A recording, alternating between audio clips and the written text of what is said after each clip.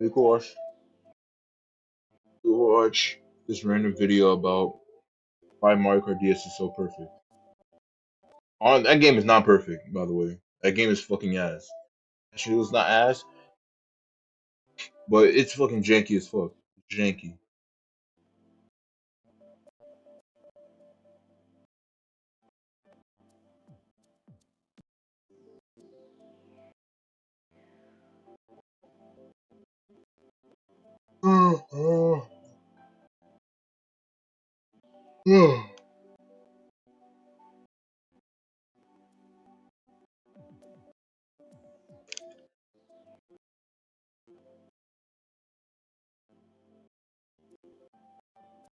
Alright, we'll watch.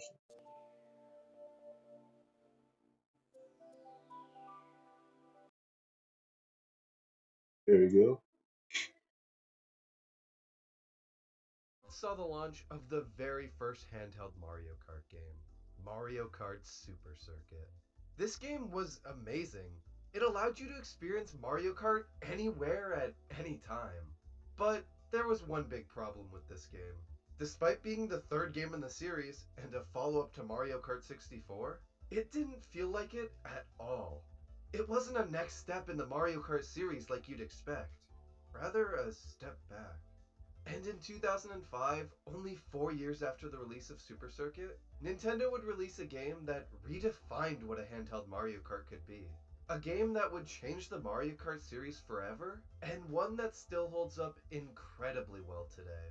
That game is none other than Mario Kart DS. And for my fifth video in my series covering all the Mario Kart games, I want to revisit this gem of a game and truly see what makes it such an amazing entry in the Mario Kart series. My name is Mario Mikester, and welcome to a Mario Kart DS retrospective. Released on November 14th, 2005, Mario Kart DS is the fifth entry in the Mario Kart series, and the second to be released on a portable console. Development for this game started right after the release of Double Dash in late 2003, with the first instance of gameplay being shown off at E3 2004. This E3 demo showcased a bunch of different characters racing around what seems to be an early version of the track Yoshi Circuit. And it wasn't until a year later at E3 2005 where the game was properly revealed as Mario Kart DS, sporting an early logo that I honestly kind of like more than the final logo in a lot of ways. What? During development, the team I really mean, it's wanted to take fine, but advantage of the fact that this game was releasing on the DS, a console with two screens, with one of them being a touchscreen, and brainstormed ideas for how they could make use of the dual screens. One of the most popular ideas among the team was to allow players to place items like bananas anywhere they wanted on the track, by simply tapping on a map that would be on the bottom screen.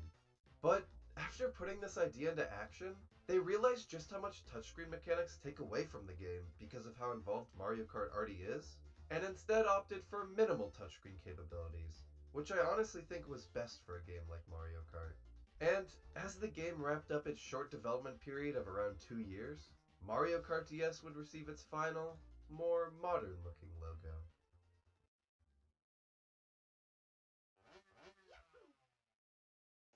Yahoo! Upon opening the game, you're greeted by three modes. You got the classic single player and multiplayer modes you come to expect from Mario Kart games, but new to the series is a brand new third mode, Nintendo WFC. Nintendo WFC, better known as Nintendo Wi-Fi Connection, was a service that allowed players to play select Nintendo games online for free without any external accessories. The very first game to support this service, and the game that released alongside it on the exact same day, was none other than Mario Kart DS. Having the ability to play a Mario Kart game online was a pretty big deal back then, but we'll get back to that a little more later. For now, let's talk about the actual game itself. Starting off with the single player. One of the first things you're prompted to do when entering the single player mode, or well, any mode for the first time, is create an emblem. To create an emblem, you simply draw on the bottom screen what you want to be displayed on your cart, and it'll be there. I remember messing around with this emblem creator so much when I was younger. It's such an amazing way to take advantage of the DS's touchscreen. You could draw anything on your cart, and whether it be a star, coin, shameless advertisement, or, you know, whatever else drew on their cart when this Oh game my came out, god. it was still Yeah, an that would not incredibly work, charming yo. addition People to are the gonna do game. some heinous stuff. Speaking of charming additions, though, we have the character selection.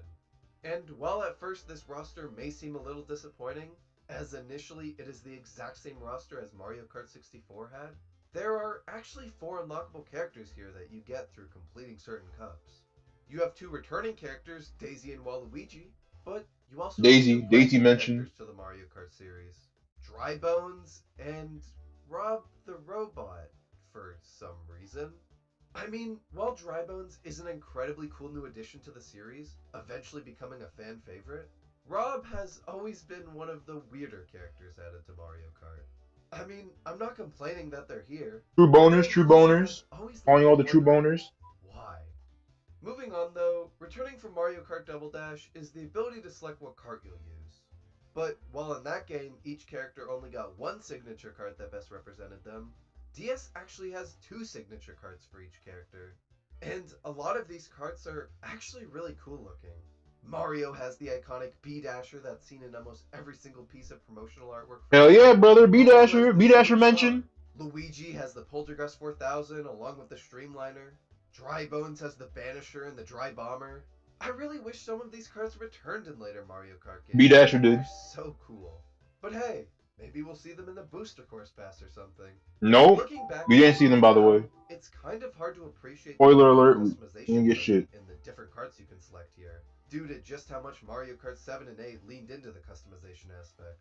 But I still really do appreciate the strategy that comes with selecting what cart to use with which character due to the stats they offer. Moving on, we have one of the most important aspects in any Mario Kart game, the controls. And for a game that is primarily controlled using the D-pad, Mario Kart DS controls surprisingly well. You would think going from the full analog control you had in Double Dash to only having a D-pad that can go at most in 8 directions would be jarring and hard to adjust to, but it's actually not. The last game in the Mario Kart series to use D-pad controls prior to DS was Super Circuit. And honestly, I didn't enjoy the D-pad controls all that much there. I mean, sure they functioned, but they were just so slippery.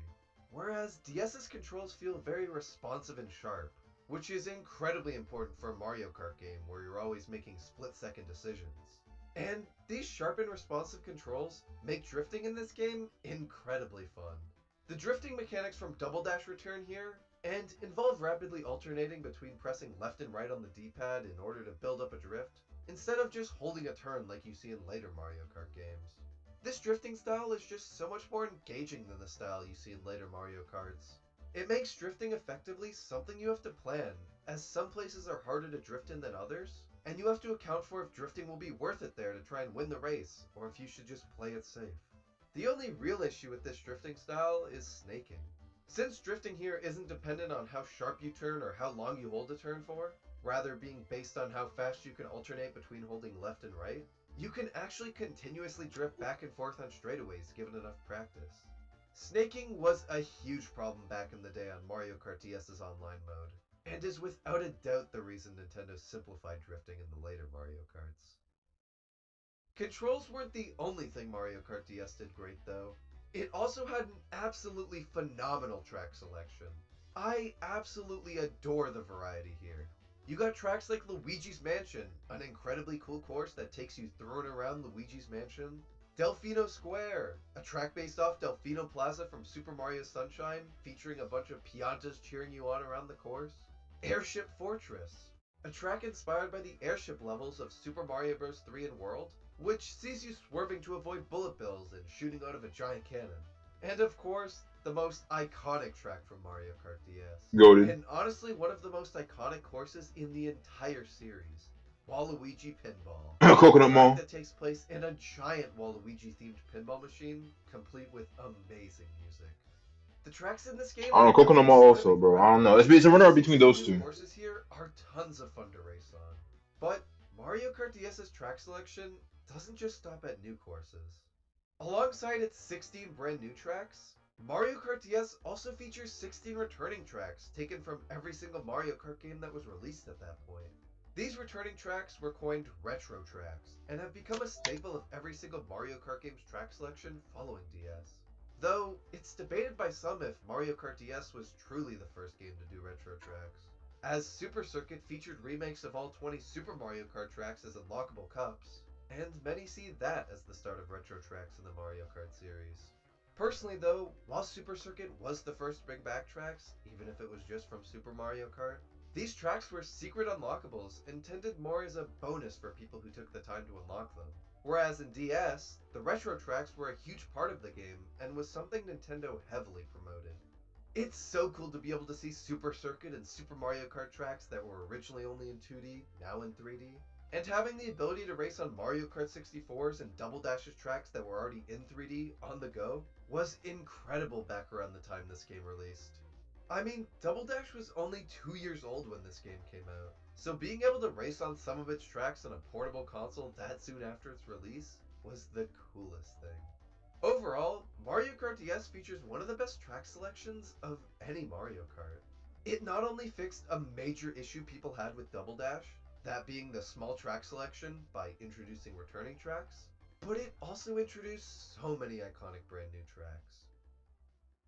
The retro tracks weren't the only big draw of Mario Kart DS though. As I mentioned before, this game offered something no other Mario Kart game at the time was able to offer: online multiplayer. Nintendo was really pushing this during their promotion for Mario Kart DS. And I mean, I don't blame them. Being able to play Mario Kart Online for the first time was one thing, but being able to play Mario Kart Online for the first time on a portable console was just amazing. Sure, you obviously couldn't play the online everywhere due to it requiring an internet connection and all, but if you had an internet connection, you could play it anywhere in your house. Or if a friend had an internet connection, you could play there. The convenience of the first Mario Kart game to support online play being portable was a big drawing for some people. But since this was in the very early stages of online gaming, and internet back then wasn't nearly as good as it is now, there were some restrictions to the online play to ensure that there wasn't excessive lag. For example, instead of there being 8 racers, the standard for Mario Karts back then, you could only play with 4 racers. And due to some tracks having a lot more moving parts than others, like tick-tock clocks swinging pendulums, or Waluigi pinballs, flippers, and pinballs, 12 of the 32 tracks in the game were completely omitted from online play. Now, this unfortunately was pretty much a requirement to ensure that online play actually worked. Yeah, can you believe it? Nintendo used to actually care about their online games. Exactly. Their online is Looking back ass. at reviews though, it seems like Right. a lot of people around the time of this game's release didn't really care about the online mode's limitations. They were either just so in love with the single player and local multiplayer modes that online didn't bother them, or the novelty of being able to play a Mario Kart game online in the first place was just so strong that its shortcomings weren't that big of an issue. Either way The though, Wi-Fi, yeah, that's online crazy. The features and Wi-Fi online now is mode ass, without bro. a doubt held it back in a lot of Corporate ways. greed. But, it's not like you could play Mario Kart DS online today anyway. Hell, you haven't been able to for almost a decade at this point. Speaking of multiplayer though, despite Mario Kart DS having a heavily limited online play mode, its local multiplayer is anything but limited. In local multiplayer, you have the option between playing in normal mode or simple mode.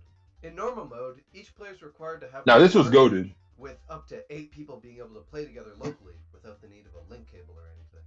While in simple mode, only the host needs a cartridge, with all the other participants being able to join wirelessly through the DS's download play feature, but being forced to play as Shy Guy, which I've always found hilarious.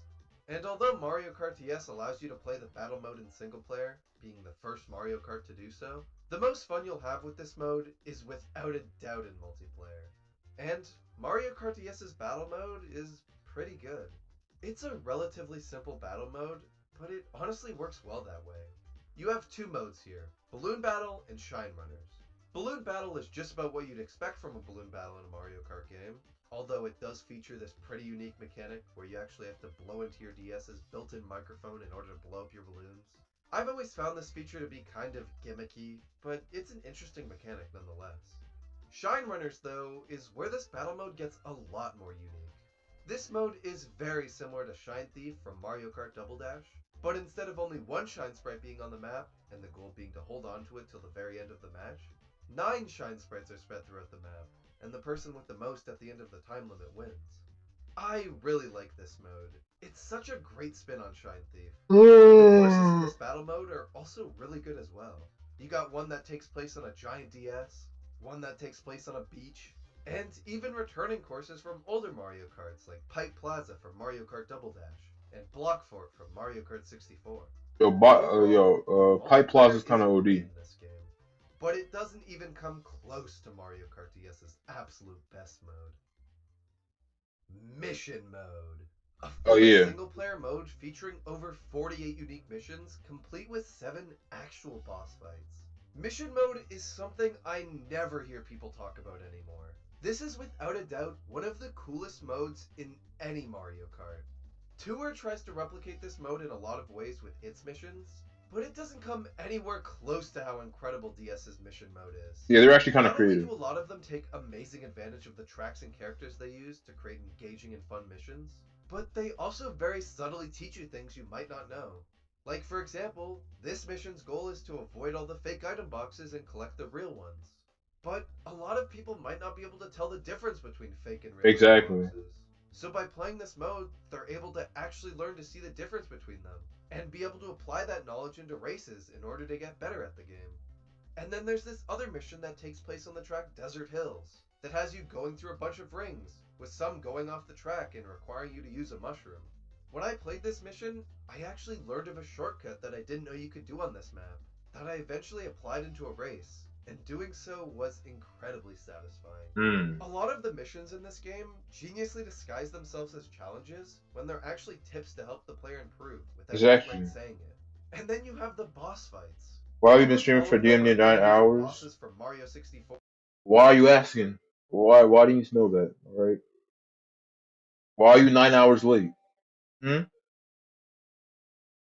I should be asking you, why are you 9 hours late?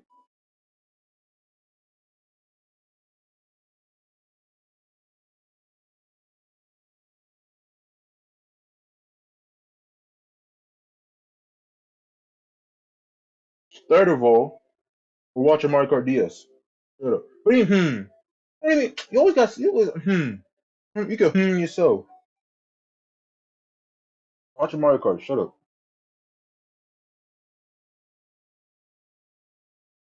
And Mario 64 DS, and are a ton of fun to fight. Racing against Goomboss on Baby Park, trying to avoid the obstacles he throws at you, or trying to avoid King Bomb's bombs and throwing them back at him to defeat him, are so fun. These fights, like the mission mode itself, take great advantage of the fact that you're moving around in a cart, and do a great job at making it feel like less of a disadvantage and more of a unique playstyle. Mario Kart DS's mission mode is easily some of the most fun I've had with this game, and is something I would absolutely love to be included in Mario Kart 9. Please make it happen, Nintendo. Mario Kart DS is an amazing game. I mean, what else is there to say about it?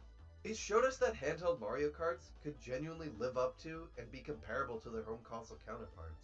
It showed us that not every DS game needed to have extensive touch controls, and instead used the DS's bottom screen to display a convenient map that you could glare down at with I'm ease. sorry, that This Luigi was the looking first sprite is Mario so Kart game to derpy. feature online play, and although it was limited, Laggy ass it was gameplay. damn good for the time period. Or don't make me pop off on you. Do not make me pop off on you. Laggy ass gameplay, man. I miss my DS. What you call it? Honestly, I might get one. I don't know. I might buy a new one. My 2DS broke. Well, it didn't break. It still works, but there's water. For some reason, somehow there's water or like moisture trapped in the bottom screen. So literally, the bottom screen just doesn't work. So it's literally unplayable. It's borderline unplayable.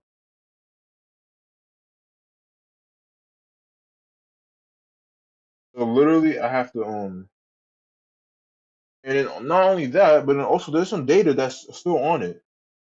So it's like I don't know.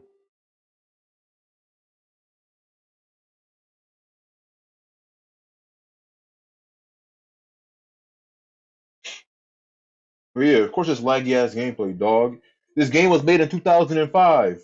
I was like 1 year after I was freaking born. Like literally 1 year after I was freaking born. Of course it's fucking laggy. But in 2005, the internet was freaking dog shit. What do you nigga? You were alive. You were alive during 2005. I'm pretty sure. All right. In 2005, internet was literally dog shit. All right. You literally had to sit right next to you. If you want to play a DS game, if you want to go to the freaking eShop or whatever, you guys sit right next to your damn router in '03. Yeah, so you're 1 year older than me. That means you were alive during 2005. Back then, internet was not nowhere near as good as today. Back then, if you had a router or some shit and you wanted to go on the eShop, you had to sit your ass right next to the damn router to make it go faster. Because if you even moved a little bit too far, that shit was gonna take like forever.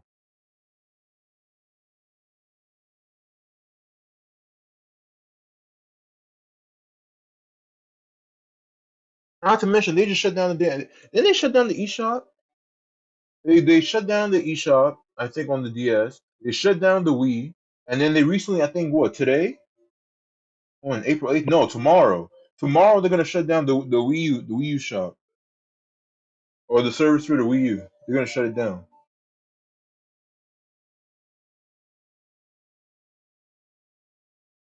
So literally, they're shutting everything fucking down. It fucking sucks, and leaving us with this horrible laggy ass Wi-Fi. This fucking ass. It was released in. Its track selection was easily one of, if not the best in the series at the time it released, offering 16 phenomenal new tracks and 16 returning tracks from all 4 Mario Karts that were out at the time, with almost every single new track here still holding up today, with some even becoming fan favorites.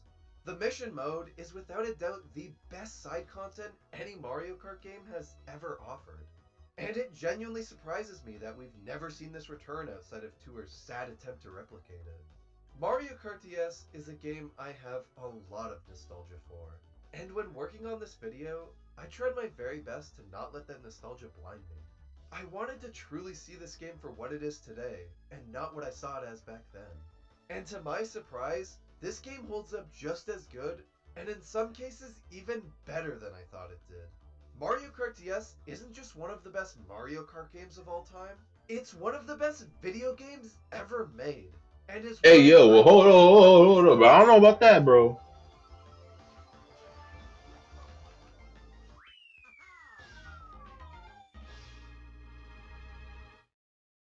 That's annoying. The alternate sub, really? That's annoying. The alternate dimension. In alternate dimension, he's playing DS and he makes Luigi. Is Wii Sports actually good?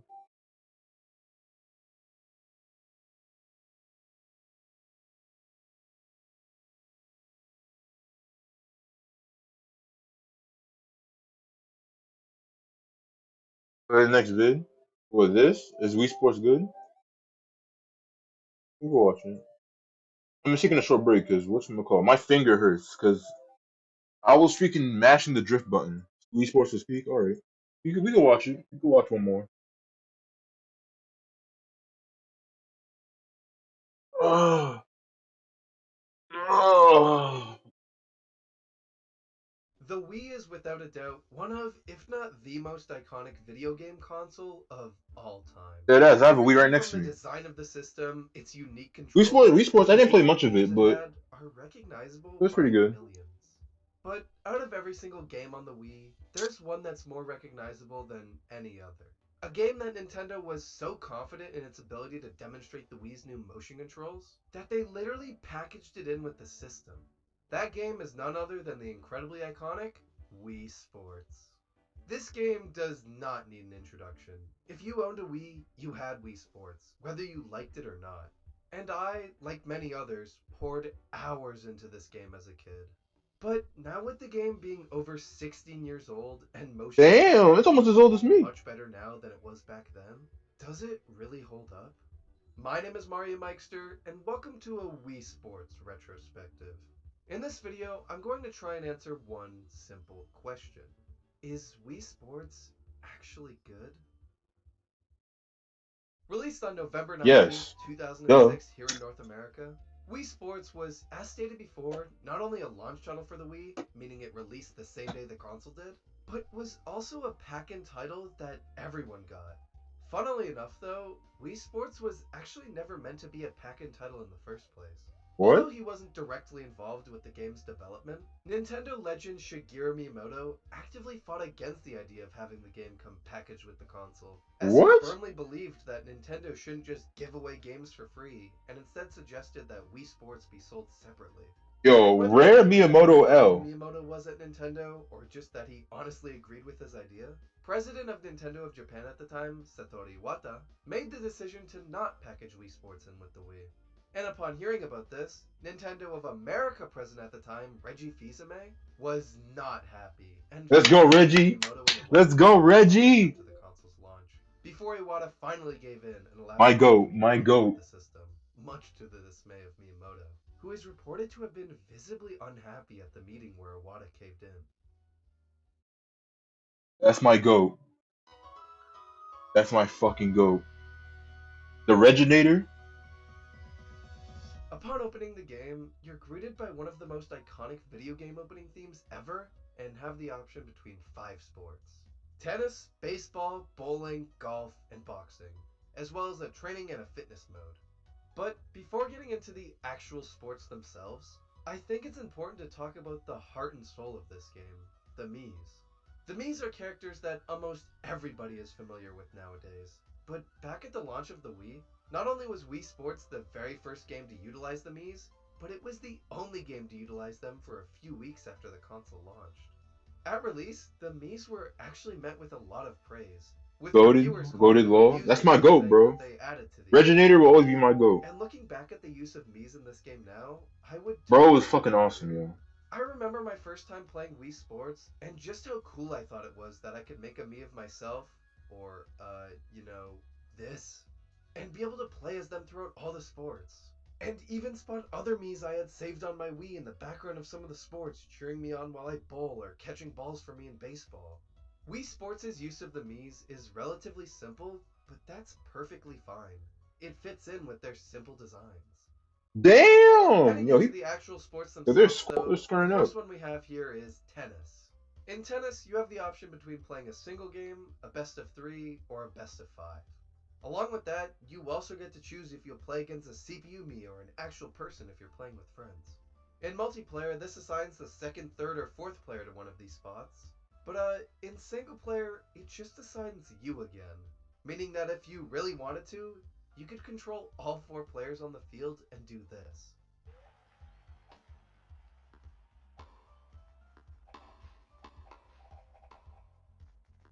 Bruh. Bruh. The gameplay of tennis is easily the most simple of all the 5 sports here. You just swing the Wii remote to return the ball and try to make it so your opponent won't be able to return it back to you. And although its gameplay may be the simplest, there is actually some depth to the controls here, and you can actually control where the ball will go after you swing. But rather than being dependent on how fast you swing in an attempt to not have Damn. Damn! Wait, what the? Yo, hold on. Wait, what the?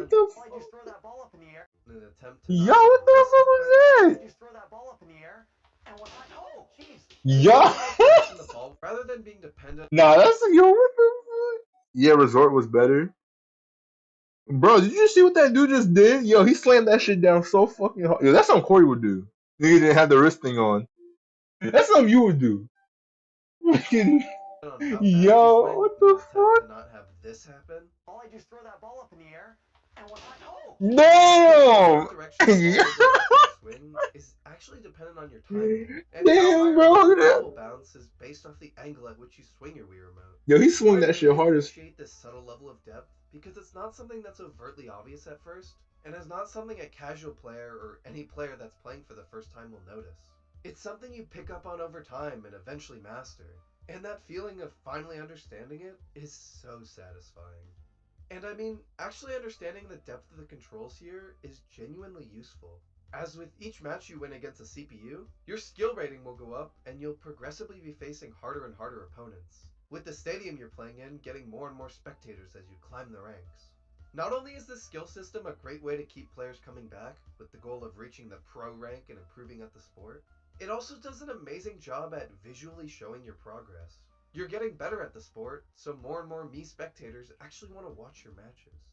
Overall, tennis is handled great in this game, and due to how simple the Wait, is controls my are, shit coupled lagging? with the subtle depth they have, it still holds up surprisingly well today, and I don't have any complaints. I thought it was. Is it On to lagging? baseball, this one was definitely up there as one of my favorites in the entire Wii Sports series when I was younger. Something about physically swinging the bat with the Wii Remote was always so fun to me. The gameplay of this sport is a little more involved than tennis, but is overall still really simple, which is a pattern you'll see across. Oh, what is going on? Why is this shit lagging so much? Hold up. Why is this shit lagging so much?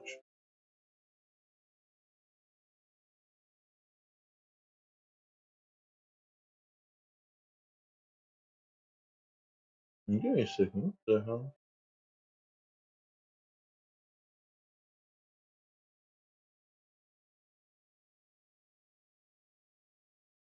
Hmm.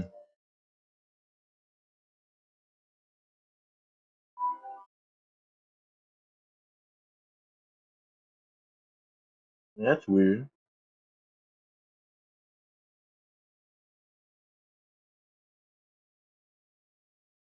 How about put it up there?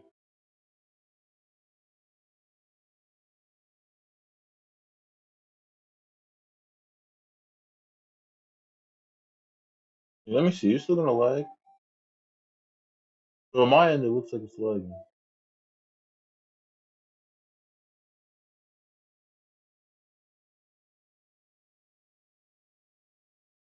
Almost all the sports in this game, as they were obviously designed first and foremost to be simple.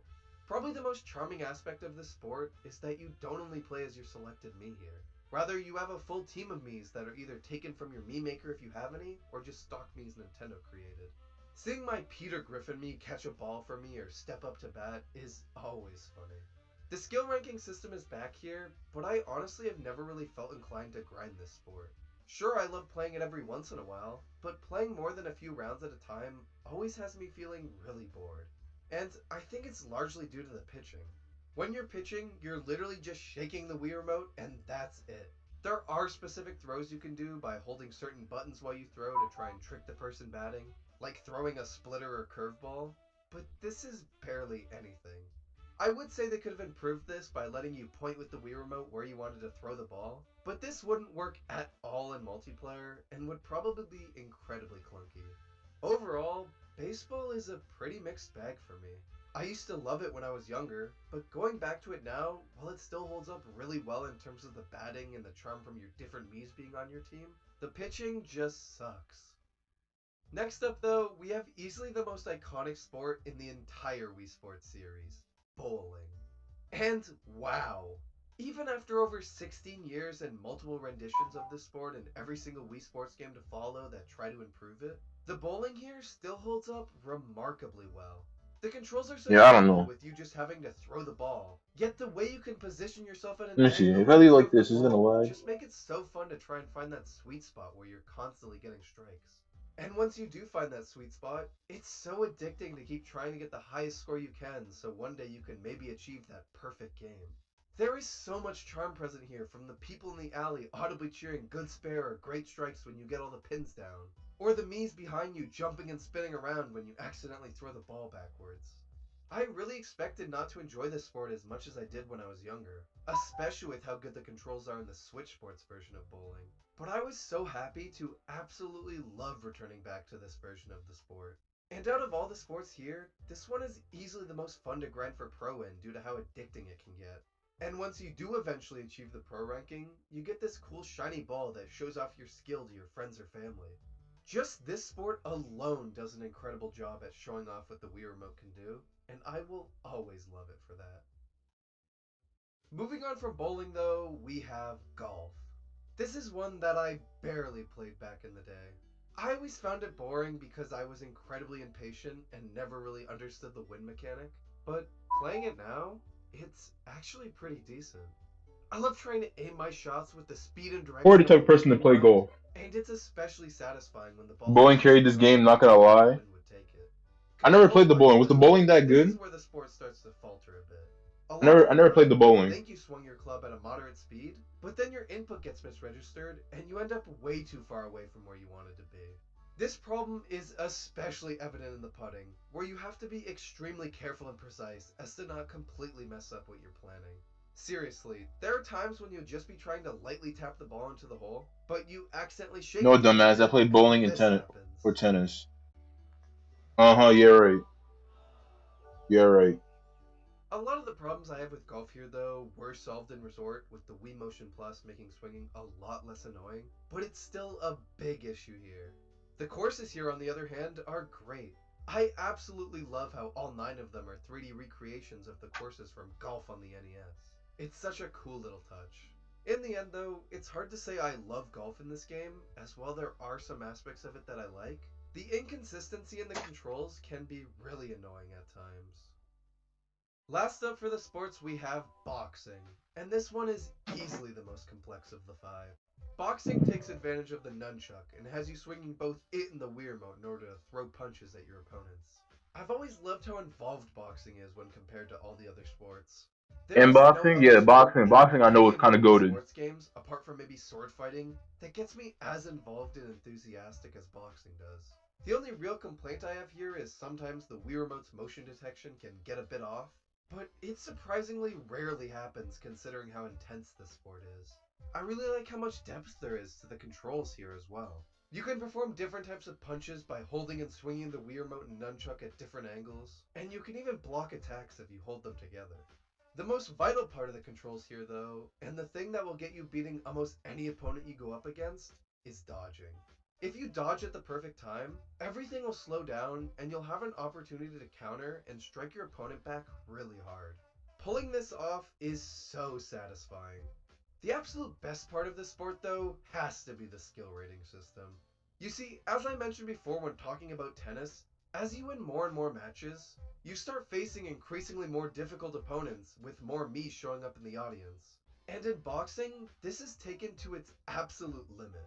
Climbing the ranks in this sport is incredibly fun. It feels like you're fighting to the top, Punch-Out style, and I absolutely love that. I love the bigger audience that shows up. I love how you have to put into practice dodging and countering. And I especially love the final boss of this sport, Matt. Matt is easily one of the most difficult CPUs in the entire game, and I was only able to finally beat him after mastering the dodging and countering mechanic. And it felt so satisfying to do so. I love how iconic Matt has become. He is such a great send-off to boxing, and I was so happy to see Bro, him Matt, finish. bro, oh my god. Overall, The black guy was this a hard sport boss incredible. too. It's The so main thing, his involved, name was and the Matt. grind to the top will never end, boy. But while almost all the sports in this game are pretty Fucking good Matt. and hold up Yo, surprisingly Matt well, goes hard. one of the biggest critiques Wii Sports got at release was its graphics. As a launch title, hell, as a pack-in title for the system, people were expecting this game to show off what the Wii could do and how much of an improvement it was over the GameCube. But instead of getting the glorious next-gen graphics they were expecting, players got this. Sure, the game isn't ugly per se, but it's also not pretty either. It's just kind of basic. Looking back at this now, being so used to how Wii Sports looks, this doesn't bother me all that much. But I can absolutely understand how some were disappointed in these visuals. Especially since it was almost The shit everyone's graphics first are peak. experience with the console. Honestly, kinda. Back-end and all. Honestly though, this graphical style makes sense. Wii Sports at its core is a Baseball. simple game, so it kind of makes sense for its visuals to be simple as well. I think the actual problem with these graphics over time though, isn't Wii Sports. It's that every game after Wii Sports that was centered around Mii's used this same simple cartoony style, and it eventually became bland and boring. Overall though, the graphics aren't as big an issue as many play them up to be. Sure, We got a at home run. release they were underwhelming, but they make sense. A simple game like Wii Sports doesn't need extravagant graphics, and the only reason people may not like the style today is because it got overused by games that came after it. Graphics aside though, the last major thing I want to talk about in this video is the training mode. The training mode gives you 3 unique modes per sport, We're out here playing and they're all baseball. centered around improving you at a particular aspect of the sport. For example, tennis has one all about returning balls, baseball has one about hitting the ball in a specific direction, bowling has one about curving effectively, and golf has one about landing on the green and getting as close to the hole as you Generic. can. I really appreciate True. these That's what I'm saying. They're supposed to be generic as, These you games know. are where I learned about a lot of the subtle little tricks you can do in some of the sports. And I love how seamlessly they teach them to you here. Out of all the training They're modes, supposed to be though, generic the boxing avatars. ones have always stood out to me. In every single one, you're being trained by Matt in his gym. And not only does this make your final fight with him even cooler, as it's implied by these training modes that he took you under his wing to train you, and you eventually surpassed him in skill by defeating him in the ring, but there's also some actual lore about Matt hidden in the backgrounds of each of the boxing training modes. On the walls, there are newspaper clippings and pictures that depict a younger version of Matt with a full head of hair, who seems to have been a boxing legend that took the world by storm decades ago. But now his popularity seems to have faded away as he's aged. But once he takes you under his wing and realizes your potential, he returns to the ring to fight you and is ultimately defeated, bringing an end to his story. Having a small story, even as simple as this, is such a cool detail. It's just something that gives the character of Matt life and makes you theorize about him, like I just did. The training modes here are great, but the boxing ones shine above the rest due to the inclusion of Matt and his little story that's told on the walls. Wii Sports is one of the most iconic video games of all time. It's a game that was made to show off the power of the Wii Remote, but eventually ended up becoming the most popular game on the system. I've revisited this game countless times over my life, and every single time I've come out of it differently. Sometimes I come out loving it, sometimes I come out thinking it was alright, and sometimes I just come out bored. But for this video, I really wanted to fully revisit the game and experience everything extensively to truly see if it holds up today. And I was pleasantly surprised with just how well the controls and just some of the sports in general held up. Sure, I may have my issues with the controls in golf and the pitching in baseball that are incredibly valid issues, but the fact sports like bowling, boxing, and tennis still hold up as well as they do today over 16 years later is just a testament to how timeless this game is. Wii Sports is a game that will always still be fun, even if there are more streamlined and well-designed ways to revisit these sports.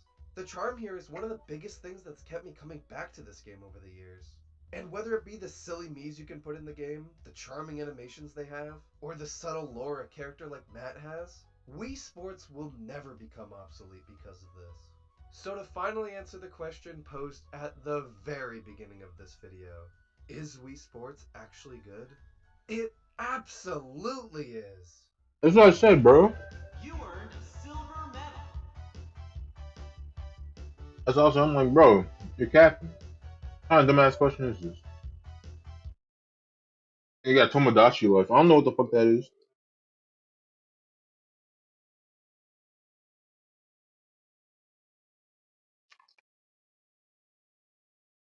Mario Collab in Minecraft.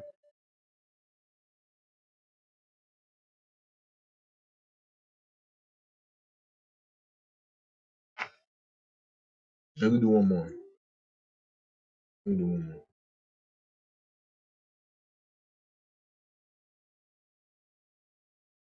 Mario Galaxy, Mario 64, Luigi's Mansion, Mario Bros. U.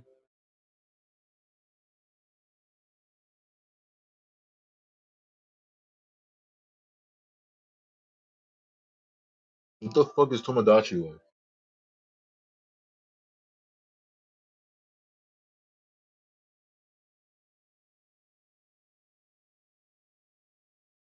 Wii Resort?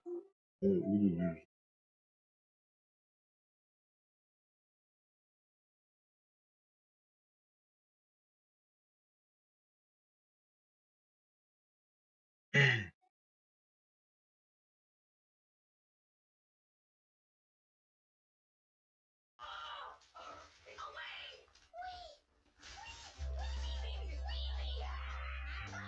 Wii, did you say Wii?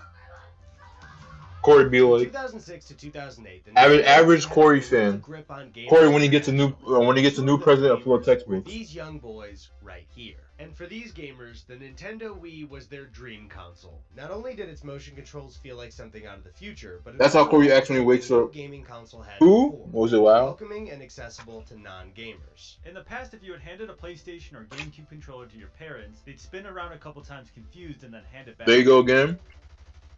You angry because it's true. Yeah, that looks really fun, bud. Oh, there's actually a lot more to the No, game. yeah, it looks really fun. So Nintendo created the Wii to address that exact problem. Let me Who's start angry with a 'cause it's couple true? of questions for you. Do you know anyone? Yo, that's my who's goat. watched TV, My goat, Reggie. never seen a My movie, goat. Never read a book? Of course not. So let me ask you one more question. Do you know LMAO. someone, maybe even in your own family, who's never played a video game? I bet you do. How can this be? If we want to consider ourselves a true Nintendo, mass you- medium, Yo, hold on, to hold on. grow Can I just- as an industry, this has to change. For the first time, everybody in the family wanted to give a video game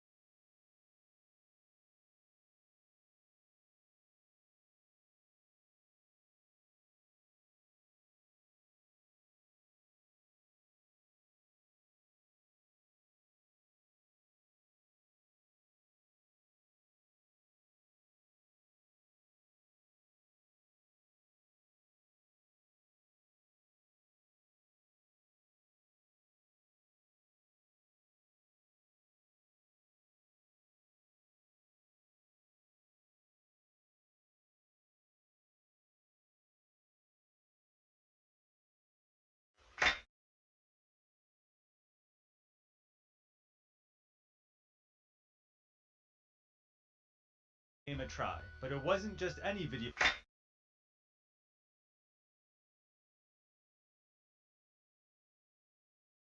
I was like muted. What the hell?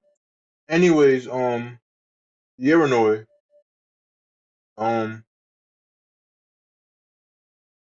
Yeah, bro. You can. I mean, we can react to shit. You know what I'm saying? It is. I try to do variety. So we can do reaction. We can do reaction to stuff. But yeah, Renoy. I was just taking a small break from Mario Kart because my finger hurts because I was drifting like so much because I was using the babies, and the babies require so much drifting. So I'll take a small break. But yeah, we're reacting to like the different I guess Nintendo shit. Right now, we're reacting to like Wii Resorts, and then we just did a Mario Kart, not Minecraft. React. All I need now is hot tub stream. Nigga, we're not looking at no. You think I'm trying? Listen. You think I'm trying to get my stream taken down? I'm not a woman, all right. I don't have tits, and I don't have a fat ass, all right. As sad as that is, because I could have been making so much money. I ain't got it, all right. Unless I'm Pokimane, I'm gonna get banned immediately if I show tits on stream, all right. So we ain't doing that. We ain't showing no hot tub stream, all right. We ain't showing none of that. We are not doing any of that. Anyways, yeah. We did Mario Kart. We were actually talking, is Mario Kart DS good?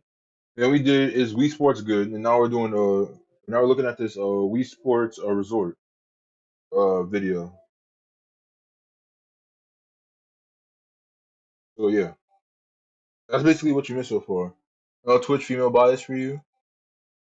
Yeah, bro. I ain't getting no, bro. I ain't a female, so I don't get no privilege. That's how Twitch works.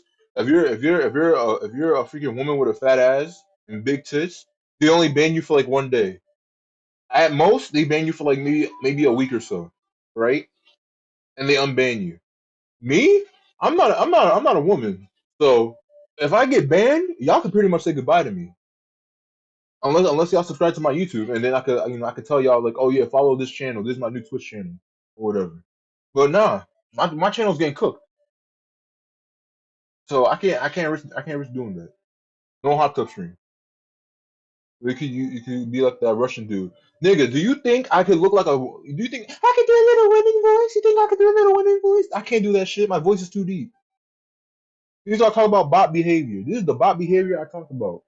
You're a bot. I can't do no damn female voice. My voice is too deep. They will immediately know that I'm not a woman. The hell? My voice is too deep. Tits? Oh, okay. You get banned for 2 seconds. Better not do that again. That's really how Twitch is. Corey, shut the fuck up. You're a nerd. Shut up. Clock. Get the hell out of here, permaban. Exactly. Exactly. That's what I'm saying, bro. That's how Twitch works. If you show tits and ass on stream, the most you do, you get banned for like you get at worst, you get banned for like a week. At best, you get banned for like a day or a few days. So it's like, nah, bro.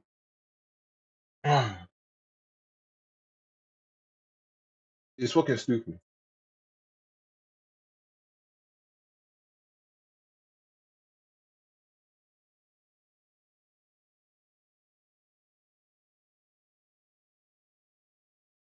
But yeah, Twitch is biased, biased as fuck.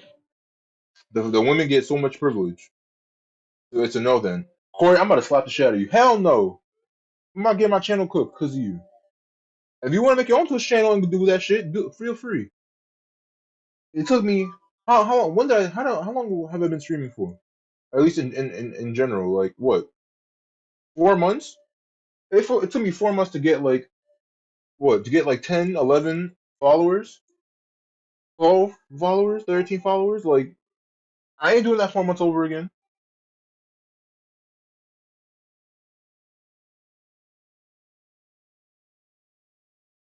So fuck no. No, we're not doing that shit. I ain't showing.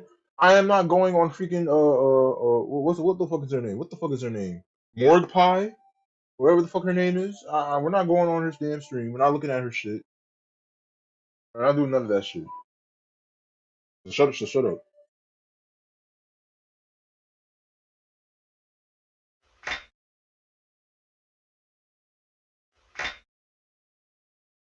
Auto stream, better get the dream music on. We're about to play. Get banned on Twitch. 80% run. 80% run. Yeah. That's what I'm saying. Yeah, like if I go, that's what I'm saying, bro. The thing is, I could if I'm not wearing like that's the thing. The most I could, the most skin I could show is like me wearing a tank top and shorts. That's about it. If I show anything else, I'm instantly getting cooked. I can't risk it. I can't risk getting cooked, especially because of Corey's dumbass. I'm not getting cooked. No, that ain't happening. So don't ask. Video game, it was none other than Wii Sports. The Wii's brand new motion controls and the simplicity of Wii Sports was a perfect storm, Question. What making the question? Wii the hottest gift of the year for multiple years in a row. But for many gamers, including these little rascals, the Wii had a longevity problem. Now don't get us wrong, Nintendo always delivers on great games, like Super Mario Galaxy. That game saved my marriage, which is weird because I was 10. What's the difference? Weird year. Yes, it was. But I years don't. What's into the the Wii's difference? life cycle, major video game franchises were skipping the Wii and choosing the PS3 and the Xbox 360. And Bro, that I'm gonna was time you happening out. for two reasons. First, the Wii was built around. Bro, I'm gonna time you out. Turns out when you get home from work and want to unwind No, I said and what? play a video game, you don't want to always flail your arms around and spear a controller through your TV. And was like, oh, jeez. And there goes the tennis racket. And second, it was the less powerful machine. The PS3 and the Xbox 360 could run games with better graphics and processing needs. After the wow factor of the Wii and Wii Sports had faded, and nunchucks began to collect dust in the basements of holiday parties, Nintendo had one last chance to capture that magic with a sequel to their most popular game. Let me introduce you to Wii Sports, My goat. which is literally a day at the beach. And as you may My know, goat. we're about to redefine the Wii Remote thanks to this. It's called Wii Motion Plus. Wii Sports Resort wasn't just a simple sequel. It required you to have an extra accessory attached to your controller. Now you'll notice that as Cammy is subtly rotating her wrist, that precise action is being reflected on screen, and as she moves her hand in front of her in space, it knows exactly where her... It's actually kind of sick. At the time, the reveal of this revolutionary technology had us asking, wasn't that what the Wii was supposed to fucking do in the first place? The pitch of the Wii remote at launch was to use motion controls to simulate... You said, remember going to the dollar store and finding all the bootleg Wii remote controllers, like the fake steering wheel and the tennis racket, etc. I mean, I didn't have a Wii. If anything, I played. The only reason I know about the Wii shit is because I had a cousin that owned the Wii, and I played it on his Wii. So, he probably did do that shit. Cause I have a Wii. I have a Wii my friend gave me, and I went on Amazon to go. Wait, what? No. What do you mean? Wait, what? No. What are you talking about? You didn't have one, nigga. When it first came out. No, be right back. BRB. You aren't cultured. Oh no. What do you mean? What do you mean I'm not cultured? I played on a Wii. I didn't own one. Bro, I'm gonna slap the shit out of you. Shut the fuck up. Shut up. Shut up. I played on a Wii. I have a Wii L. I didn't own a Wii. I played on my cousin's Wii. I'm spazzing. Corey, calm the fuck down. I didn't own a Wii, but I still played on it. Me and my cousin lived in the same house. I literally just played on his Wii. I didn't own one. Literally, I'm pretty sure like the week it came out, his dad literally went and bought that shit. Did he? Was it? No, because I was no. No, it must have been a while after. It must have been like a few years after, because I must have been like really young. Girl, you should have stole it. I also have the Wii U. No, I don't got a Wii U, dog. I got a Wii. I have a Wii now. The Wii U is getting cooked tomorrow, so Renault, you better enjoy your Wii U for the last like few hours. It's getting cooked today. Damn. Actually, no. Did it just get cooked? Because it says going down today. Wii U was kind of mid. There's only good game was Lego Cop. Corey, shut the fuck up. Of course, you said the only good one's a fucking Lego game. Yo, this is why I can't stand you. But yeah, the Wii U is getting either cooked today or tomorrow. No, today. I barely touched any form of online for the Wii U anyways. Yeah, it's getting cooked. The online is getting cooked today. So, yeah.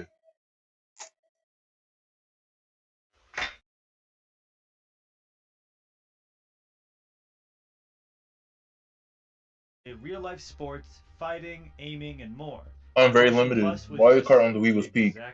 I used for old Wii games. Plus feel like advanced tech, it felt like Nintendo was admitting that's that base. The controller needed to be Mario Kart on the Wii was peak. Don't even get me started. I can tell you that there will be one Wii Motion Plus accessory My goat. and extended jacket packaged with every Wii Sports Resort. And of course, others will be available separately. So even though a Motion Plus came My with the goat. game, obviously the sequel to the most popular that's actually sick. game of all time wouldn't be played with just one controller. So for Nintendo to ask us to come back to the Wii for the low price of $70 was insane. Nintendo, you want me to pass around a controller that constantly requires me to put on, adjust, and take off a wrist strap? I'd rather kill myself. Too far. You're right. Sorry. Too far. Yep, nope, I went too far, I realized it immediately. When opening Wii Sports Resort for the first time, it becomes apparent that this has a little bit more depth than Wii Sports. It begins with your me quietly waiting in an airplane as a rendition of Wii Sports Resort plays on the radio. We have reached our jump altitude of 14,000 feet. Prepare to jump. Roger. Wait, hold on. Tony just texted me while sitting next to me and said, Tony's gotta get a paid? So I guess a quick word from our sponsor. Thank you, Opera GX, for sponsoring this. Bro, that's literally what I'm using right now. Relentlessly bullied by your friends and family for not having a gamer browser. And you fucking jump out. Okay, guys, stop. That's a little mean. His browser is Bro, I'm literally using Opera right I now. said stop. Opera GX is an online browser that offers a ton of customization with Bro, that's literally what I'm using all right you now. do is go to the GX store and you can instantly switch your browser's theme. Like this Wii mod. It changes the background music, keyboard sounds, themes and colors, opening and closing tab sounds, the wallpaper, and you can customize all these things in the No way, LMAO. I'm literally using it right now. The GX Corner also allows you to stay up to date on free games, deals, and new releases all in one place. Opera GX has a quick import tool that allows you to import your settings, browser history, bookmarks, and cookies from your old browser to Opera GX. And if you click the link in the description, you can also have our most recent videos featured on your browser. I'm not using the Wii mod. Every Fuck off. day can be a Tony day. So click the link in the description to get Opera GX. Now back to the video. Once you're ready to start the game, they open up the doors and your character leaps out of the plane. Now this next bit is actually pretty cool because due to the Wii Motion Plus, they immediately hand you control of your character falling from the sky. And as you fall, you start to notice that the other Miis on your console are also skydiving near you. As you join together and head closer to the ground, ready to pull your parachutes, you can tell Nintendo made this intro more theatrical. The funny gamer browser, wow, it's almost like I used it already. We made Crazy. a sequel to the game that got your grand. It's almost like I'm a gamer. Video games. Corey, shut the fuck up. Firefox is good, but I don't know.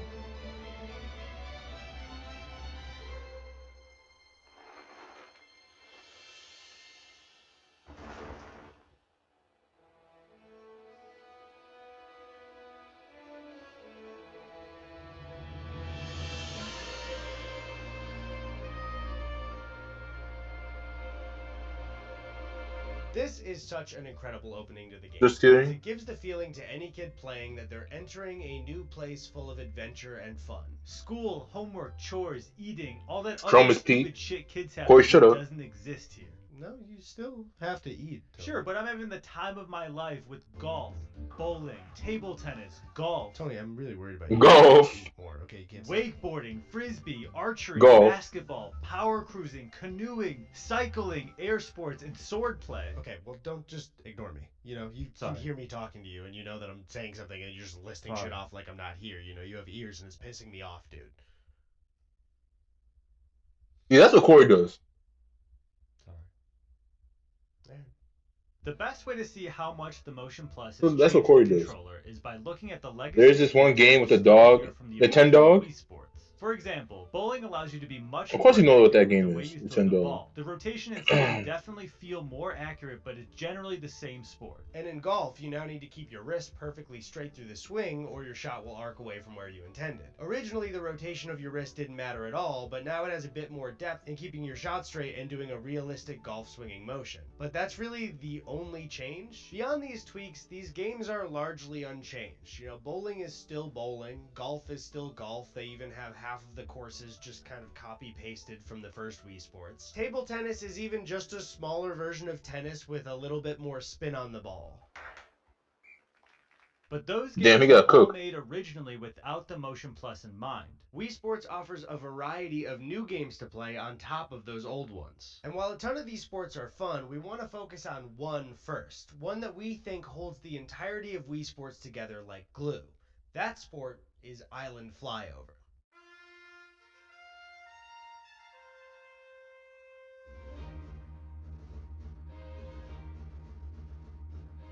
What's cool about Resort is that Woohoo Island, and yes, that's what it's called, isn't just a plot of land that the game takes place on. It has its own history and life to it. Island Flyover showcases that perfectly. The controls are simple and intuitive. You just hold the Wii Remote as if it's a plane sitting in your hand, and when you tilt OMG, the yes. controller, so does the plane. After a few minutes of practice, it's extremely easy to get the basics down. Nothing fully encapsulates the resort feel more than this mode. As you fly freely around the island, you're directed to points of interest. They give you facts about the people, the resort, the activities, and the history of the island itself. It's not just a dead map with points of interest though, they also fill the island with life. As you cruise around, you see that there are planes in the sky of other resort goers enjoying themselves, people partying on the beach, watching the sunset, hanging out in town, boats, fishing, and whale watching, cars crossing the island. That's actually kind of cool. Importantly, Mii's at the locations of the sports featured in the game. Because as you start to collect these points, you notice that many of the landmarks are the active locations of all the other sports. Each sport doesn't have its own themed map disconnected from the others, they're actually placed in a specific spot on the island. Table tennis Wow. takes place next to the tennis courts and pool at the hotel. Swordplay is at the Coliseum on the edge of the island. Golf is over on Wedge Island, complete with its own golfing hotel getaway. Cycling races cross long stretches of the island, and archery even has its final target inside of the volcano. I can't even explain this specific feeling, but it's just nice to feel that you're in a specific part of the resort when you're playing any part of any sport. And the world is full of points of interest that give you little facts Yeah, that about the sunset looks island and its beautiful. landmarks. Once you collect enough of them, you unlock more features for the island flyover mode. For example, flying through 10 locations unlocks balloons all over the map that you can pop. Another 10 and you can now fly over the island at sunset. Fly enough and you'll eventually unlock night flying. Well, did you never play fireworks, Resort? lighting up the town, and a 2-seat The island I played some of it, is not a lot of it. small little details. 'Cause again, I didn't own the Wii. That players can hear I when they played fly it. by the lighthouse. I played a little bit. I know some of the things. I don't know A everything. couple of funny conversations that are joking about what it's like to write in Morse code in the modern day. Our personal favorite is this beautiful rendition of the Wii Sports theme that's unique to the Cabana Lagoon location on the map. We love it so much that we just want to take a moment and let you listen to it.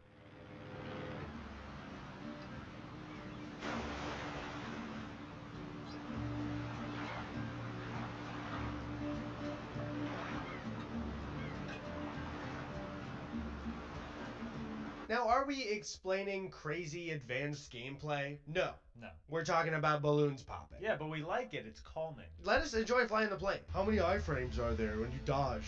Fucking let me enjoy the plane for once, dude. The cool thing about Island Flyover is that it really does add the feeling of being on a vacation on an island. Personally, before I played this mode, the game felt really disconnected. The menu screens take you straight to the sports, and unless you play something like Island Flyover or cycling, you can't really tell that this all takes place in specific spots on Wuhu Island. It's just a very simple, calming, and joyous mode. I just like it. So if Island Flyover is the glue that holds Wii Sports Resort together, then Swordplay is the glue that you eat because it tastes good.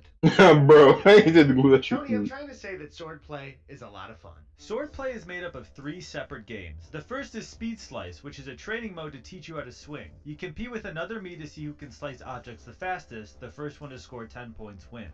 And Swordplay is a bit of a spiritual successor to boxing and Wii Sports. That's cemented by the fact that the trainer for Speed Slice is none other than Matt, the Mii famous for boxing training and the final championship fight in Wii Sports. Other than Speed Slice, there's the fan favorite Swordplay Showdown, a gauntlet where you have to fight waves of Miis as you slash your way through different areas of the island. Swordplay Showdown is a blast. The experience of waiting patiently still with your motion controller sword as other Miis sprint across a bridge is surprisingly cinematic. Once you've had your fun in Swordplay Showdown and have been trained by the best trainer and man you've ever known, you finally get to prove your skills in Swordplay Duel. What's special about the duels is how intimate the fights are. Instead of trying to knock down as many Miis as possible, your objective is to block, counter, and knock back a single Mii until he falls off the edge and into the water. It seems pretty easy at first. You just What type of Squid hack away Game? at every enemy until they fall off the edge. But once you get to a higher level, they get so frustratingly fast at blocking and attacking. There are several times I had to go look back at footage just to see how the Mii blocked my swing. After training and dueling pretty much every Mii in the game, you'll finally become a pro and fight at the pro level. The crowd Low-key, I'd watch Corey at this game. Low-key. Alright, Matt, I'm so proud of the work we did, and I've risen the ranks, I've gone pro. It's finally time for the championship. And I couldn't have done it without you. Who am I? Oh shit. I forgot he's also the boss of this one. Low-key, I'd watch Corey at this game, not gonna lie. I was kinda good. Alright.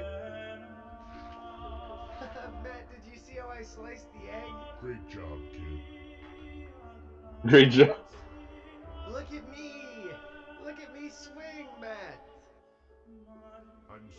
proud of you. Matt, do you think we'll ever have to fight each other? If we ever did, I would want you to try your best, and I would want you Bruh. to win. This one's for you, Matt. Oh shit, they get oh shit.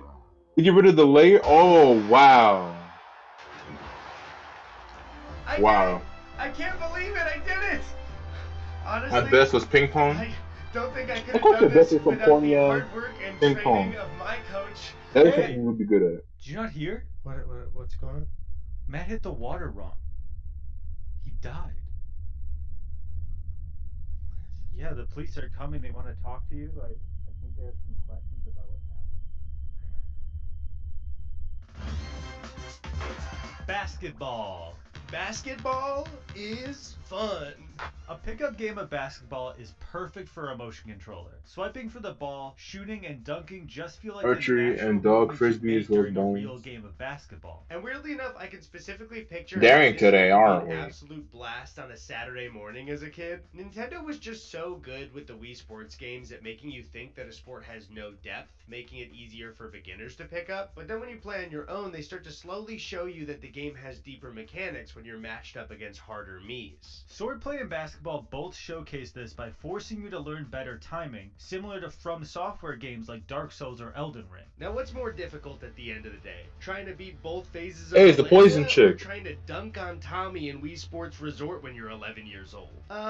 Both made me cry, so who cares? Frisbee Dog has a dog that Oh, Frisbee shoots- Dog. You throw a What's that? frisbee with the aim of trying to land in the center of a target, and when you do, the dog catches it and flips. That's good gameplay, because a regular dog would just catch the frisbee, but Frisbee Dog does a little flip, and that's good. If you had a normal dog, he wouldn't flip. Right, that's what but Frisbee Yeah, like Corey's dog. He flips. He flips, He flips, he yeah. flips. And that's That's Good. good. But not all games are equally as fun as swordplay. Some are pretty average, like power cruising or wakeboarding, while canoeing is just plain annoying. The motion tracking for canoeing either loses itself or switches your paddle to the other side of the boat, and for a sport with only two important aspects, how fast you're paddling or which direction you're paddling, these are the worst things that could happen. The crazy thing about this game is that it nails the tropical feel of being on vacation so well while you're just sitting on your couch. The graphics aren't realistic. It's They not can a both vast flip? open world You with sure? a dynamic weather system. You sure about that? Hell, the people don't even have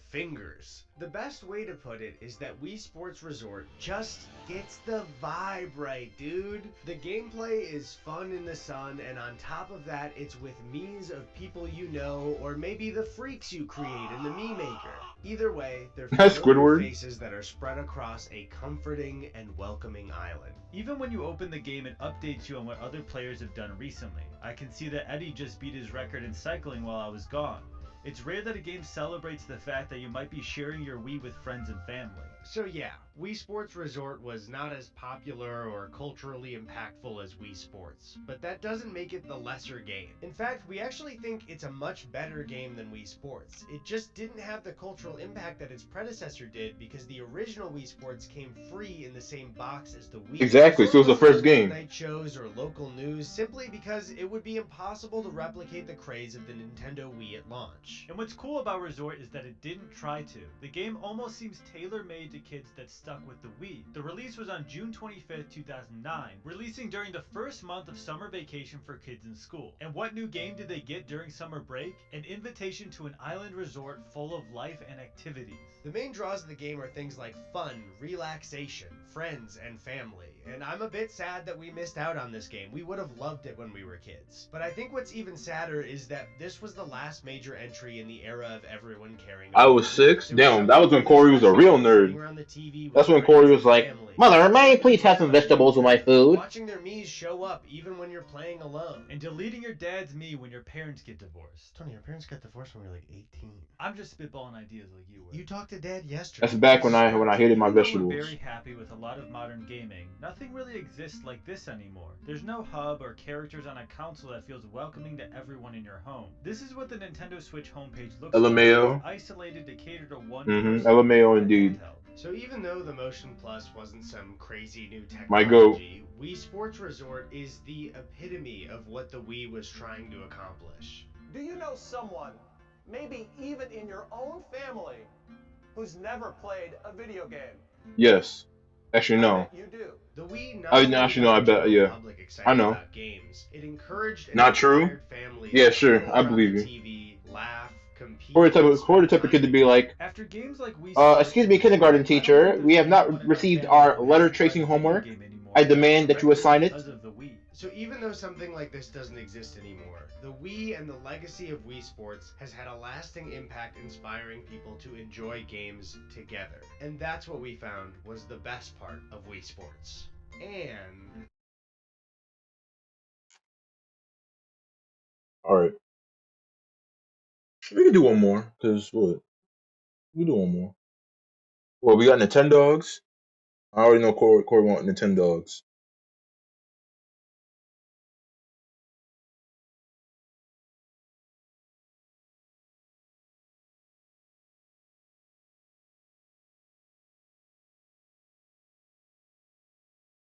Not a nerd yet. I was bad. Not true. I was bad. Not a nerd yet. Yeah, not a nerd yet. You were in the process. You were being molded into a nerd. It was like metamorphosis. Excuse me, mother. I demand that you give me my vegetables so I may grow up into a fine young man. Should I do Nintendogs? And let me duplicate it real quick. Let me duplicate this.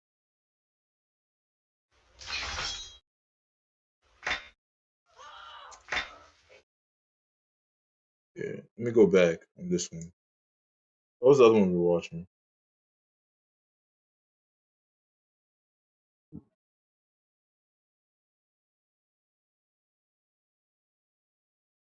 The Wii is Let me see.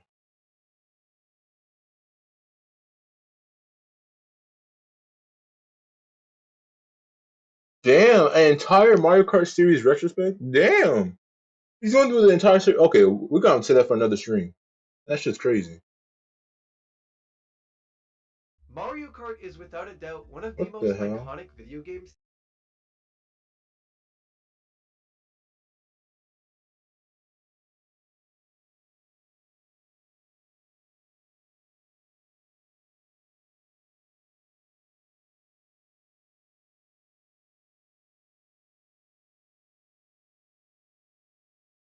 Mm, we could do the boost course pass was good.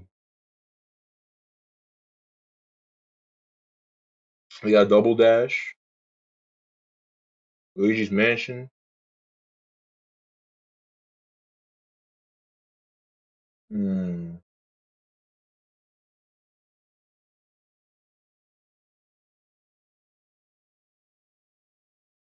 Ah.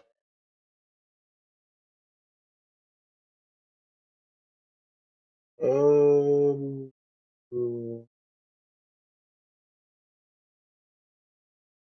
Let me think.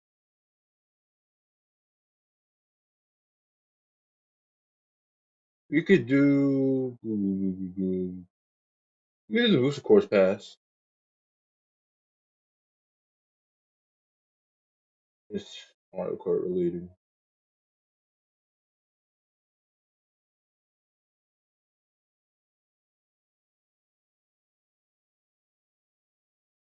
Mario Kart 8 Deluxe is one of the best-selling video games of all time, and the best-selling Nintendo Switch game. With just over 57 million copies Oh, sold. we'll do this last one, and then I'll go back to Mario Kart. 2023. Like a little bit However, more. since the game was originally released on the Wii U back in 2014, a couple years into the Switch's lifespan, people started to get bored of the game. I mean, by the year 2022, we had been racing on the same tracks for almost 8 years at that point, and we were ready for something new. So, as 2022 started, demand for Mario Kart 9 was through the roof. There was literally no way Nintendo was content with doing absolutely nothing with Mario Kart after it outsold everything Damn, else why on is the the system. quality so bad? They had to be working on something. And lo and behold, during a Nintendo Direct on February 9th, 2022, we finally got it. Yeah, that's crazy. 2022, crazy. It was so bad. What was? Mario Kart 9. Paid DLC courses Genesis will be coming to the Mario Kart 8 Deluxe game. You just had the worst item lag. Mario Kart. Understandable, Renoy. Understandable.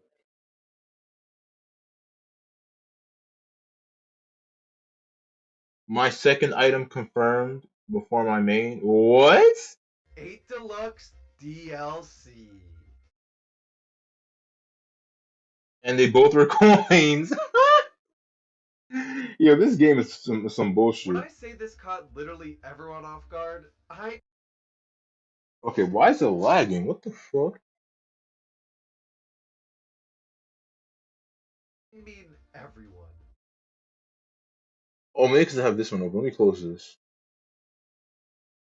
Experiencing interruptions? Find out why. It's because you're stupid ass YouTube. DLC for a port of an 8-year-old game? It made no Why is it lagging? sense. Honestly, though, I don't think anyone cared. Why the fuck is it lagging so much? What the fuck? Bro, it's on 480p. It's on 480p. Why is it lagging so much? 360? That shit's gonna be ass.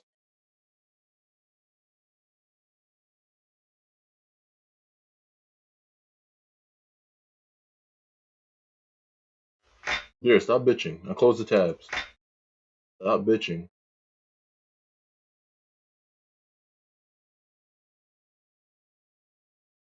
Okay, can I turn it up to 480 now?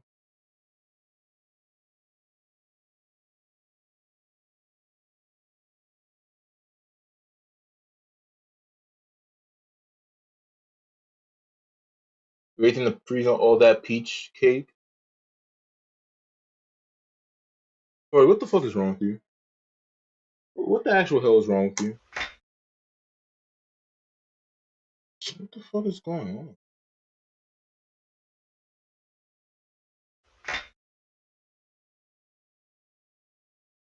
We're just happy to finally be getting new Mario Kart content after so long. And now, after almost 2 years, the DLC is finally all out, with 48 new courses and 8 characters added to the game over 6 waves. But with all the controversy that surrounded this DLC since its initial launch, and all the criticism it's received, does it manage to deliver? My name is Mario Meister, and in this video, I'm going to try and answer one simple question.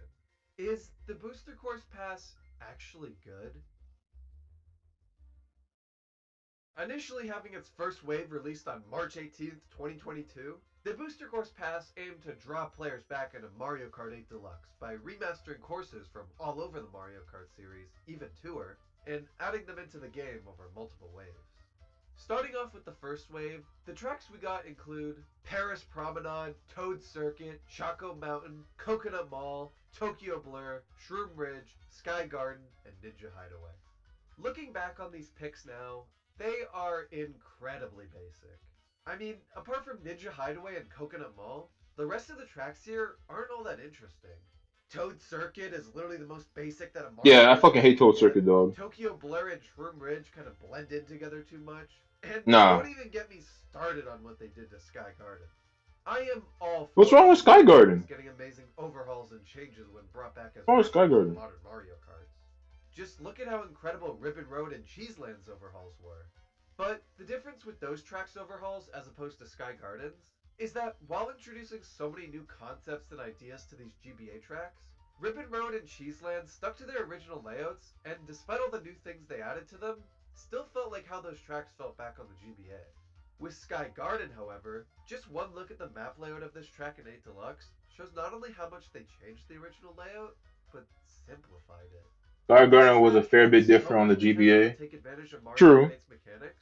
And on DS. Instead, we just got a watered-down, babyified version of the course. Speaking of taking advantage of Mario Kart 8's mechanics, though, not one track. I'm pretty sure DS was exactly the same or underwater. as the GBA. Obviously, this is completely okay. The mall There was are a fun. lot Yeah, of Coconut tracks Mall in was Mario OD. Kart 8 that don't That shit was feature any of fire. these mechanics, and it's not like I'm expecting nor want every track to. But when you're already simplifying tracks like Sky Garden, or just introducing extremely simple tracks in general like Toad Circuit and Tokyo Blur, the absence of these mechanics becomes very apparent. For a lot of the tracks in this wave, it just felt like the bare minimum was done. Even with one of the standout tracks, Coconut Mall, the cars at the end of the track that were pretty difficult and iconic moving obstacles in Wii and 7 were literally just stationary set pieces that did absolutely nothing if you touched them. Oh yeah, yo, that was sad, So, bro. despite all the hype and excitement surrounding this That was so DLC, sad. The cars didn't even some of those move. diehard of Mario Kart fans, including myself, were pretty disappointed with a lot of Wave 1's shortcomings. But of all the things people were disappointed with or complained about at Wave 1's launch, the absolute biggest problem almost everyone had with it was the visuals. Yeah, the visuals. I All the agree. way back in 2014, Mario Kart 8 has continuously been praised for being one of the best looking Nintendo games ever made. It's clear that Nintendo put a hell of a lot of effort into making each track look. I agree. No, hold on. Pause. With Wave 1 of the Booster Course Pass, however, Pause. I heavily agree with that, yo. Yo, tell me why Toad Circuit looks so ass, right? Like literally, Toad Circuit looks so freaking ass. And then compare it to Mario Circuit, like the base game Mario Circuit. That shit is night and day. And people who tell you that shit it looks exactly the same quality, you're fucking insane. That is lazy as shit. I ain't gonna lie. I'd rather wait a few more months for the actual course to look good. Not that it's a big deal, but I'm saying like saying that it looks like same quality as to the base game is fucking stupid.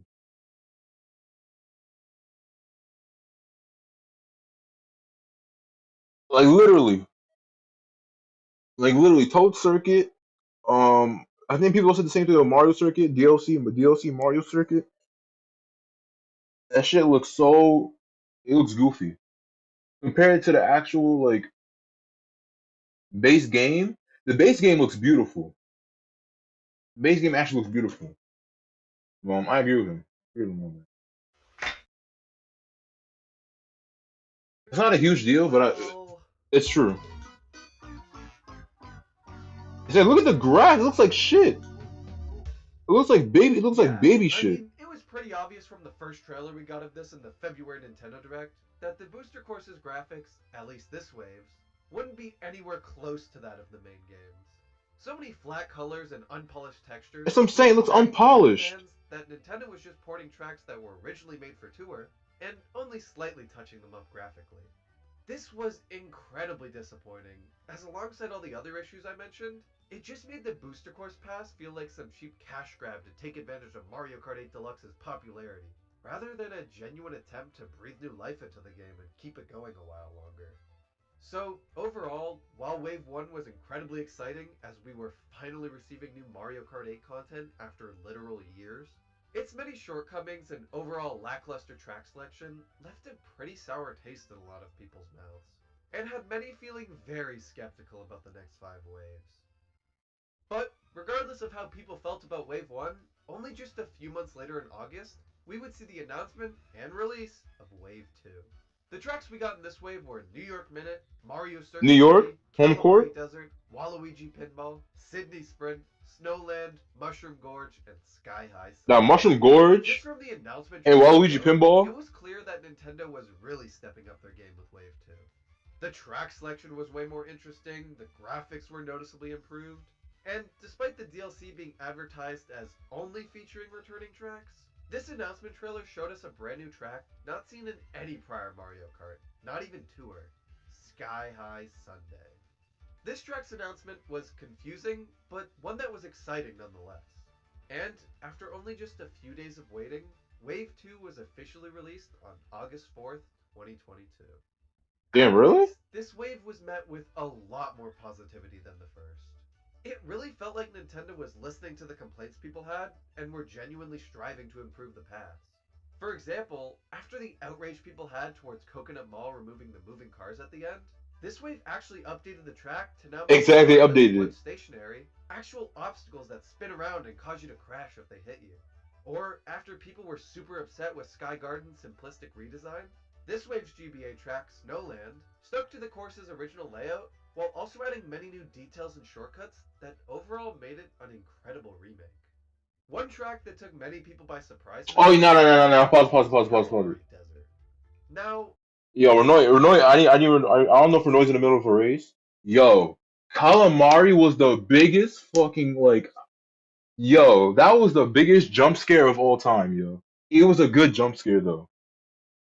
Like, yo, when Calamari first came out, I was like, oh, it's just regular ass Calamari does it from Mario Kart 7, right? Because I was like, it's probably gonna be similar to, like, it's probably gonna be exactly the same as Mario Kart 7, right? Yo, I was so wrong, yo. Oh my god. That shit had me so hype. That shit had me so fucking hype. Like, yo, oh my god. When it hit what was it the second lap? The second lap. The second lap, the entire course changes. Like, you actually go in the fucking tunnel. Like, nah, that shit was peak. I can't even cap. That shit had me fucking like walling out.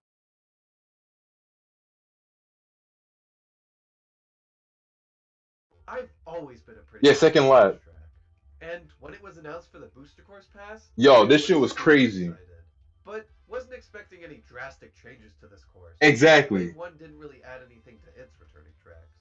However, when I played it for the first time, I was absolutely shocked to realize they added an entirely new route to it that took place on the second lap. You see, in Mario Kart 64, Calamari Desert had this tunnel where the train would come out of and go into at the beginning of the course. This tunnel was not at all a part of the main track, and was only something you could really explore in time trials. In Mario Kart 8, though, the second lap incorporates this tunnel as a part of the course, and uses it as an all-new route, which I absolutely love. Adding new paths or routes to pre-existing tracks, especially in a way that incorporates a set piece that has always intrigued players or stood out to them, is nothing short of genius.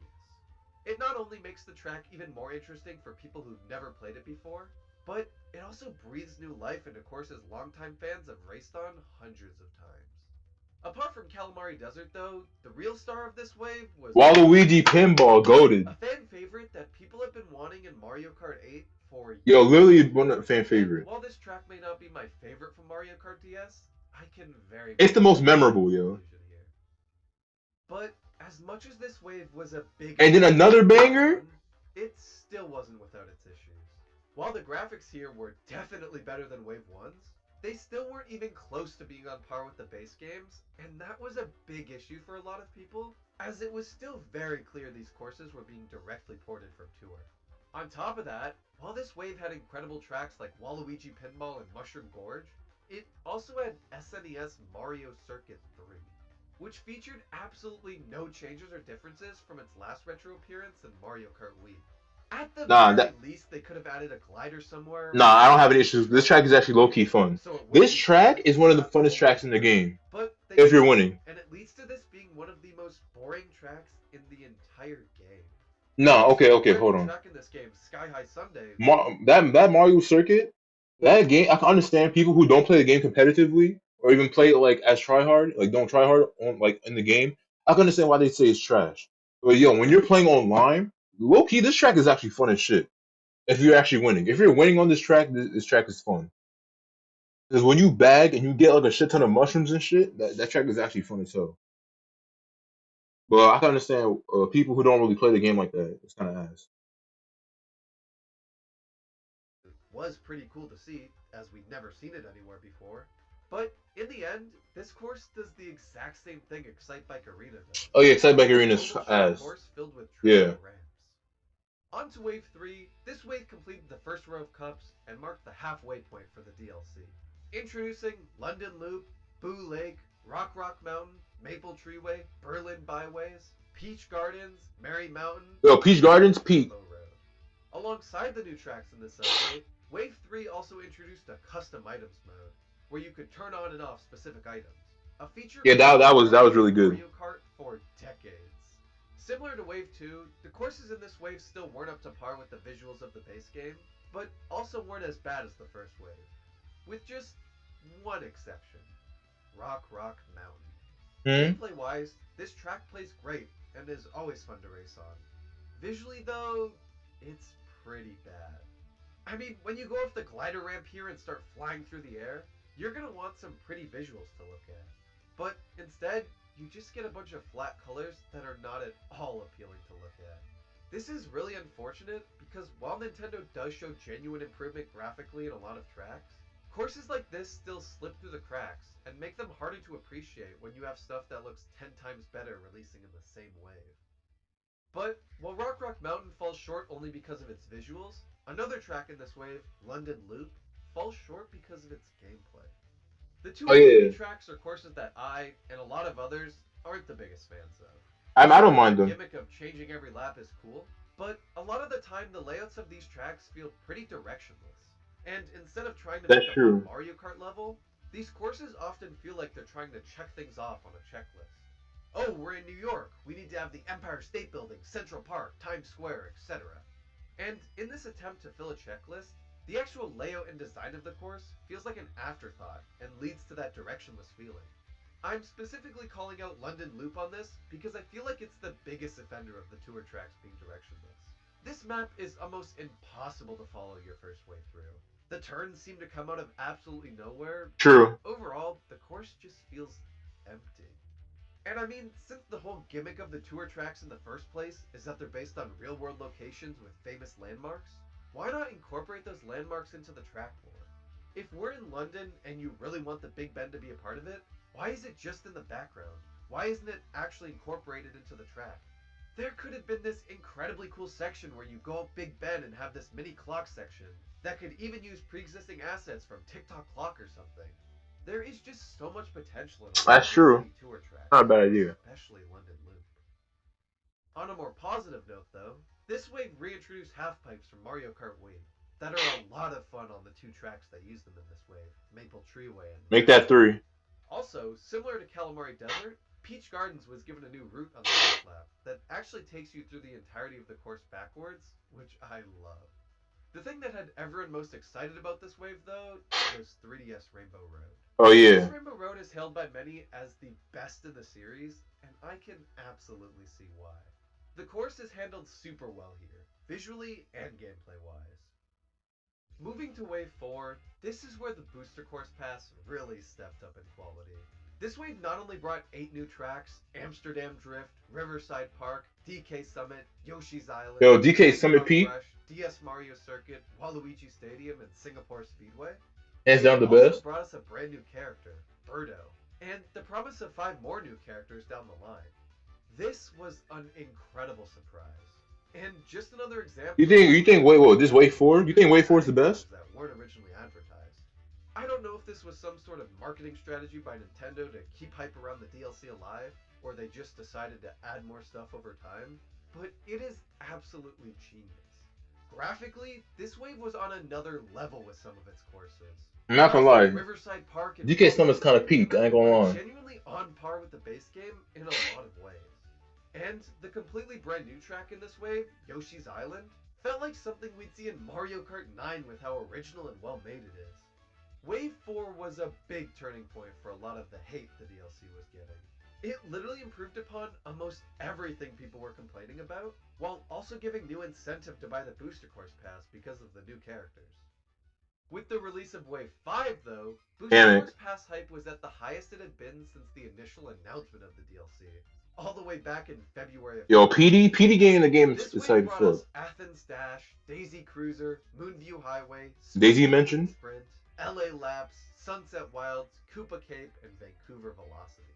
Alongside that, we also got 3 new characters, PD Piranha, Wiggler, and Kamek. Man, I don't give a shit about Even Wiggler. with all the hype that accompanied this wave at release, this wave in specific highlighted a huge problem with the Booster Course Pass that people had been complaining about for a while.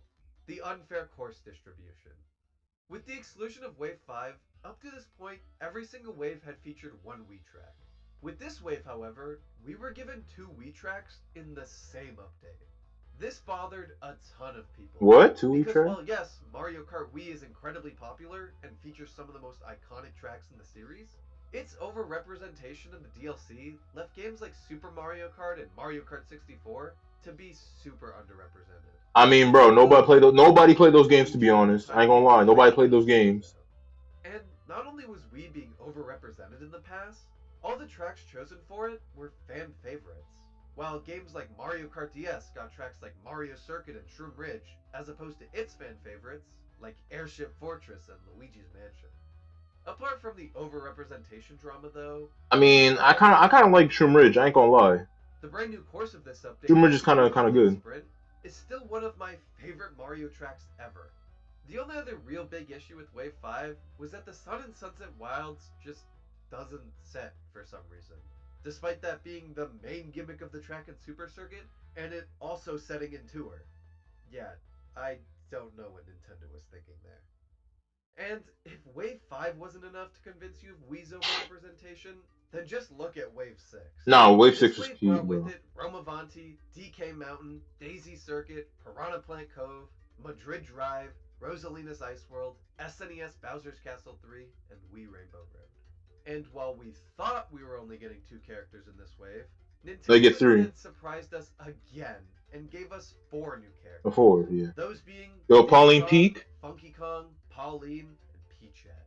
As a Wii fan, I absolutely love Wave 6. But I can understand why some were disappointed to not see their favorite. Man, no one gives a shit about Peachette. Fuck Peachette. Funky's Peak, even though I don't play Funky. Are top notch. The amount of effort put into Funky Kong and Pauline alone is crazy. Their animations are super well done and make them an absolute blast to play as. Hell, Pauline even sings when she's gliding. The standouts of this wave, though, have to be SNES Bowser's Castle 3 and Wii Rainbow Road. The glow up from the That's what I'm saying. Pauline's pretty good. Mario Circuit 3 to the completely overhauled and redesigned SNES Bowser's Castle 3 is crazy. There was so much effort put into making this track's overhaul as interesting as it possibly could be.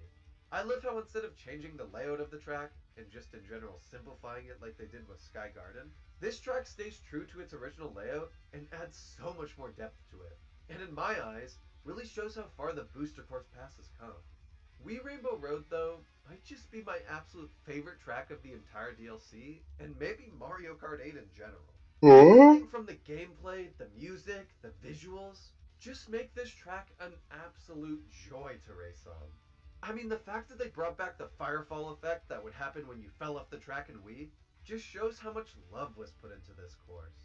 It is an absolutely stellar track to end the DLC on, and a perfect way to send off Mario Kart 8 Deluxe. Mario Kart 8 Deluxe's Booster Course Pass will almost certainly go down in history as one of the weirdest but coolest DLCs Nintendo has ever done. I mean, DLC for a 5-year-old Switch port of an 8-year-old Wii U game was certainly an interesting choice. From its initial reveal, it had people astonished at the fact that they were adding 48 courses to the game for only $25.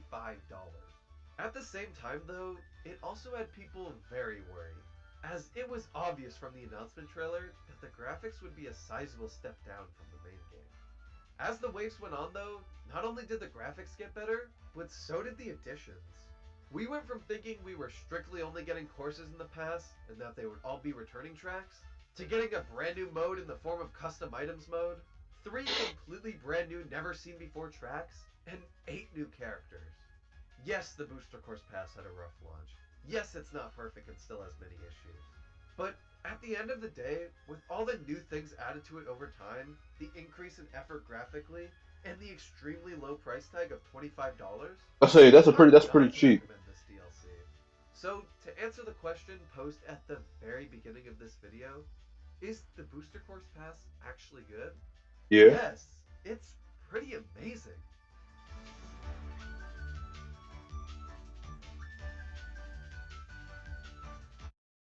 Oh shit! It's an oval-shaped course filled with trickle. Oh god. I think Renoy's locking in because he hasn't said anything. I think Renoy's locking in. At least I'm gonna assume he's locking in.